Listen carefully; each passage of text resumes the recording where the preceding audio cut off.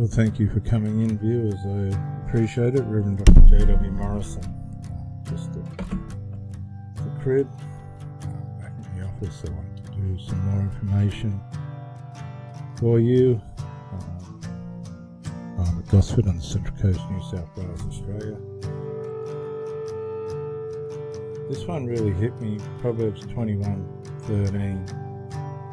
Those who shut their ears to the cries of the poor will be ignored in their own time of need. This is the classic situation you find yourself in. In my second marriage, I can remember as the woman was going through the devalue phases of her narcissistic collapse in the marriage. I was studying it as it was going along, and it was the typical marriage assassination spiel type thing. And I can remember one night I was asleep. I was sound asleep. She reckoned she had to work back. This is the horror of it. You don't know.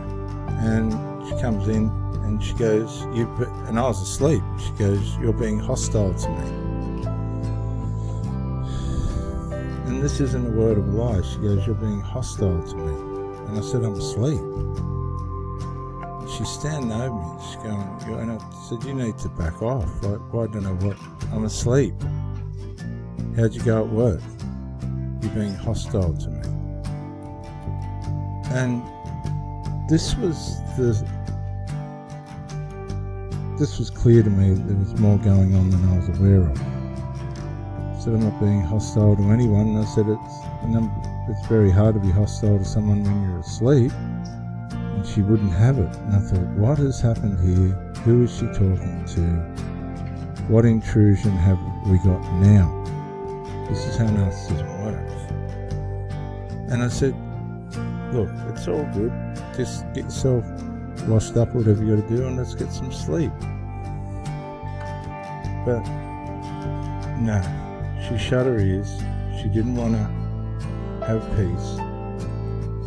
And later on, after the marriage was ruined and all the rest of it, she was ignored in her time of need as well. I think she had a breakdown. The son goes to the psychiatrist still. It's a very sad state of affairs. Those who fall into the influence of the sinful nature, they just don't come out unscathed. And I've seen this several times now, and there hasn't been any need for it. You're just at the mercy of what's happening to these people, and all you can do is watch and learn. And over the years, I've learned so many horrible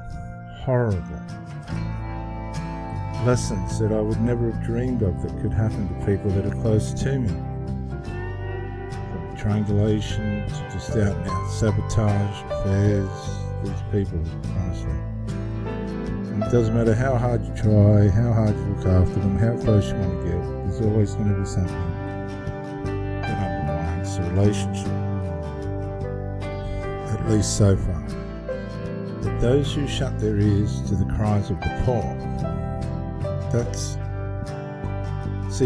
passive aggressive. They're not necessarily saying anything, they're just not listening to where you're at emotionally. This happens to men and women. They've completely shut off. Okay, so what do? Do you just sit there and do nothing about it?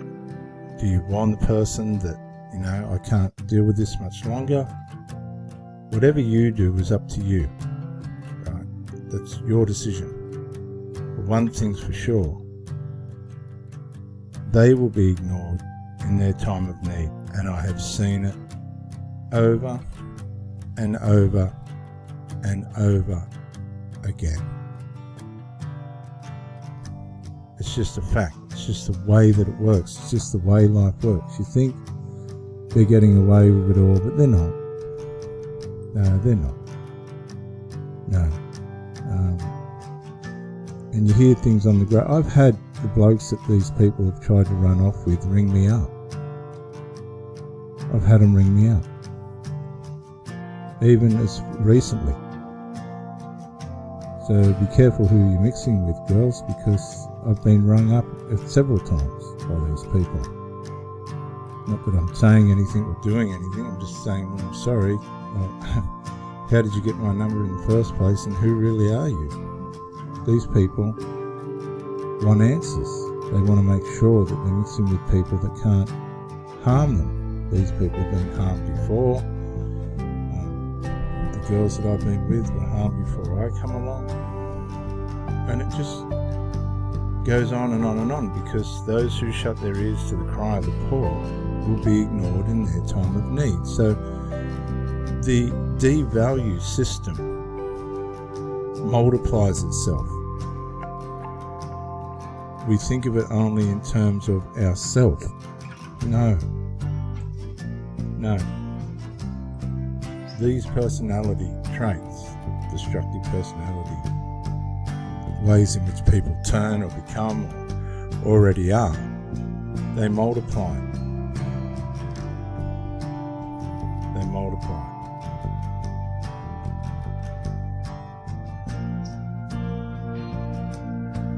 And in ways that you would never imagine.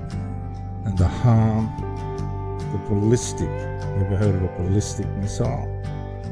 The ballistic way in which this kind of deliberate harm, psychological harm, is carried out in a relationship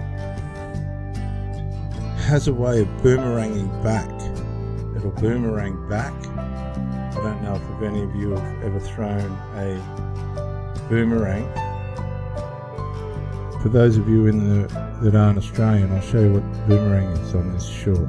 The 18-inch Murray Walker boomerang. Watch this.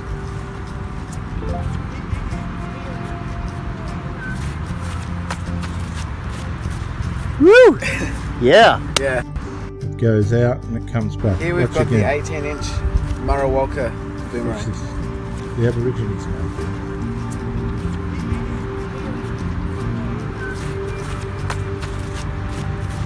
Woo!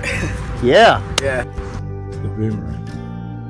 And what we fail to understand is these character traits redevelop in the next relationship they end up in, the next relationship they end up in, and the more they do it, the worse it becomes for them and us if we do it. That's why it's critical to develop yourself in all the wonderful traits of Christianity. You have to be attentive in your relationship. You cannot display this kind of behavior in a relationship. When you ask someone to help you with something emotional in the relationship that's causing psychological harm or some kind of stress or trauma, stress always leads to trauma if it's not dealt with. And you can't help somebody that you meet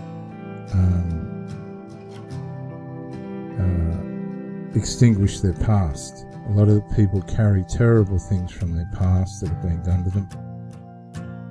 And you can only be there as the best version of yourself to support them wherever they're at. But you can't, you're not to be the healer of people's past. It's too deep. But when people shut their ears to the cries of the poor, it's very punishing. It's no texting. It's the no text return, no return phone call, walking off in the middle of the conversation, rolling over and just going to sleep while somebody's talking, and then this devalues, right, this attempt to devalue the mindset that this person's not worth it, puts the person that's doing it, sets them up in the future to be not worth it. And you'll find these people usually discard, once they get the idea of the fact that this person's just like this, they end up being discarded anyway. because people can't take it. And the longer you put up with it, the more like it you'll become. That's just how this spreads. So when it starts to happen and you're being ignored, you need to step up straight away, confront the issue. If it's not going to get better or it doesn't improve, guess what? As you're separating from them and they're asking for you to stay, guess what? No, the mask has slipped off and you've seen it, you know it's not going to change, and this is the consequence, and this multiplies for this person.